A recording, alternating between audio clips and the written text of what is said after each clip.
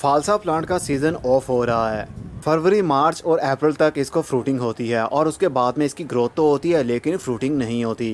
तो ज़्यादा फ्रूटिंग के लिए ऑफ सीज़न में इसकी प्रूनिंग कर दी जाती है ताकि आने वाले सीज़न में अच्छे तरीके से और ज़्यादा फ्लावरिंग और फ्रूटिंग हो सके।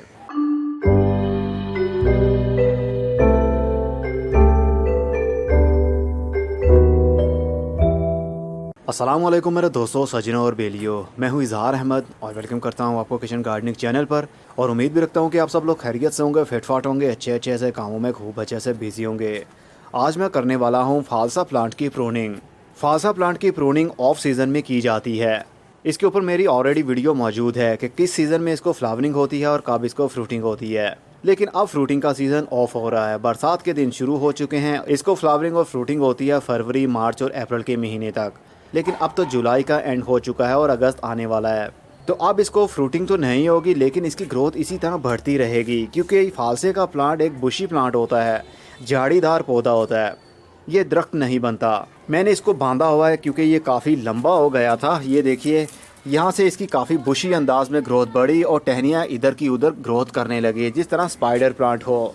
लेकिन ये काफ़ी टॉल हो जाती हैं, जिसकी वजह से काफ़ी डी शेप भी पौधा दिखता है और काफ़ी प्रॉब्लम भी होती है हमें। और हमारी स्पेस को भी काफ़ी हद तक ये कवर कर लेता है, इसलिए मैंने इसको बांध दिया था स्टिक के साथ। इसको अभी भी फ्रूटिंग हो रही है। एक फालसा तो अभी भी लगा हुआ है, ये देख सकते हैं आप। फालसा जब भी लगता है तो नोड एरिया पर ज़्यादा लगते हैं। नोड एरिया से एक छोटी सी टहनी निकलती है, उसके आगे फूलों के गुच्छे लगते हैं और बाद में वो फालसे की सूरत लेते हैं। लेकिन ज़रूरी नहीं कि नोड एरिया से ही फालसे निकलते हों, समटाइम तो ब्रांच के ऊपर भी निकल आते हैं। तो ये सीज़न इसकी प्रूनिंग करने का आ चुका है। इसकी प्रूनिंग करने का सबसे बेस्ट मौसम अगस्त के महीने में ही होता है। और जो हम कटिंग करेंगे, मतलब जो प्रूनिंग करेंगे, उसको एज अ कटिंग भी ग्रो कर सकते हैं। जैसे अब मैं ये ब्रांचेस काटने वाला हूँ और ये जो ब्रांचेस बचेंगी इसको हम एज अ कलम भी ग्रो कर सकते हैं, ताकि हमारे पौधे की प्रूनिंग भी हो जाए और साथ में जो वेस्ट बचा है उसके थ्रू भी हम पौधों को मल्टीप्लाई कर सकें। फालसे की प्रूनिंग करना इसलिए ज़रूरी होता है, अगर हम फालसे को उसी के हाल पर छोड़ देंगे और ये अपनी ग्रोथ खुद ही अपने अंदाज में बढ़ाता रहेगा तो इसकी ग्रोथ तो होगी, पत्तों की ग्रोथ भी होगी, पत्तों का साइज़ भी इंक्रीज़ होगा, लेकिन उसको फ्रूटिंग बहुत ही कम होगी और समटाइम तो किसी पौधे को होगी ही नहीं। क्योंकि प्रूनिंग करने से ब्रांचेस के अंदर काफ़ी देर तक, काफ़ी महीनों तक पावर स्टोर रहती है और वो स्टोर हुई पावर फरवरी और मार्च के महीने में फ्रूट की सूरत लेती है। तो हमें ज़्यादा फ़ायदा होता है पौधे की प्रूनिंग करने का। कहा जाता है फार्मर लोग तो ज़्यादा हार्ड प्रूनिंग कर देते हैं, मतलब पूरे पौधे को ऊपर से काट देते हैं, जस्ट 1 फुट या 2 फुट का ही पौधा बाकी छोड़ते हैं। और जैसे ही फरवरी का महीना आता है इसकी दोबारा से ब्रांचेस लंबी हो चुकी होती हैं और इसको ज़्यादा फ्लावरिंग और फ्रूटिंग होती है। हर साल फालसे का पौधा फ्रूट ज़्यादा देता है अगर उसकी प्रूनिंग करते रहें। जैसे जैसे ये ओल्ड होता रहेगा वैसे वैसे फालसा भी इसको ज़्यादा लगेगा। तो चलिए फिर बिना टाइम वेस्ट किए इसकी प्रूनिंग कर देते हैं। अब इसको काटने का आपके ऊपर डिपेंड करता है कि कितना काटना चाहते हैं। मेरे ख्याल से मैं अपने पौधे को ओनली 3 फुट का छोड़ूंगा और बाकी सारा काट दूंगा। यहाँ से रखकर मुझे काट देना चाहिए। ठहरो मत।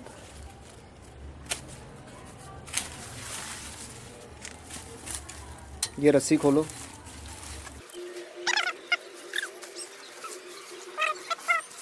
इसको भी काटते हैं। इसके ऊपर चूंटियाँ काफ़ी हद तक ज़्यादा आती हैं, लेकिन इन चूंटियों से आपके पौधे को कोई प्रॉब्लम नहीं होती, चाहे फ्रूटिंग वाले टाइम पर हों या ऑफ सीज़न में। ओके, अब ये पूरे का पूरा पौधा ये है और बाकी पौधा हमारा ये है। अब इसकी हम कितनी सारी कटिंग्स लगा सकते हैं और कितने सारे पौधे हमारे पास बन सकते हैं 1 साल के अंदर। अगर मान लीजिए 50 कटिंग्स आपने लगाई हैं, उनमें से 10 भी कामयाब हो जाती हैं तो आपके पास 10 पौधे तो बन ही जाएंगे।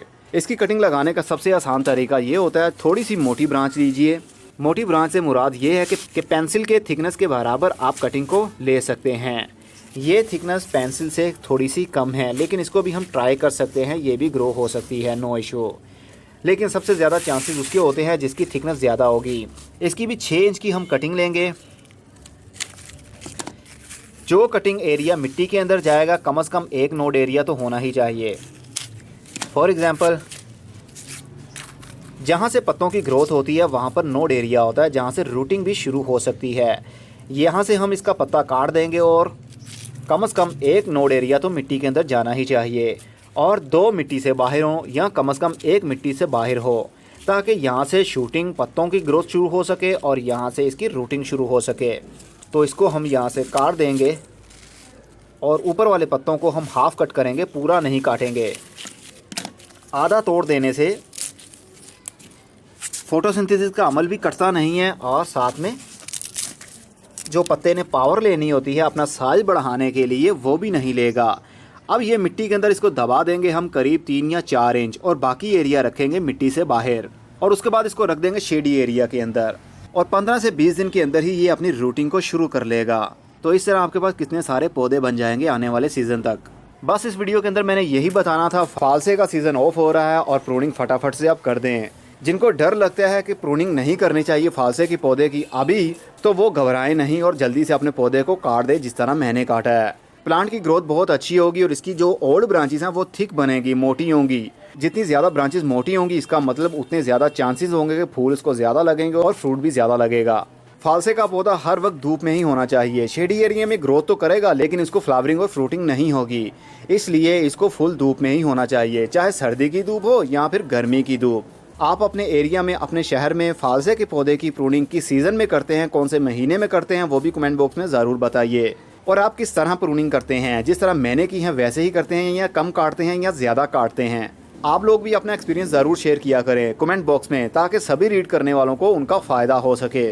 क्योंकि मेरा काम किया हुआ और है और फार्मर का काम किया हुआ और उनकी सजेशन और है। मे भी आप लोगों में बहुत से फार्मर्स भी होंगे जो फालसे की खेती करते होंगे, तो आपका एक्सपीरियंस मुझसे 100 गुना ज़्यादा होगा। इसलिए आप लोगों की सजेशन मेरे लिए बहुत ही मायने रखती है और उन लोगों को भी जो कमेंट्स को रीड करते हैं।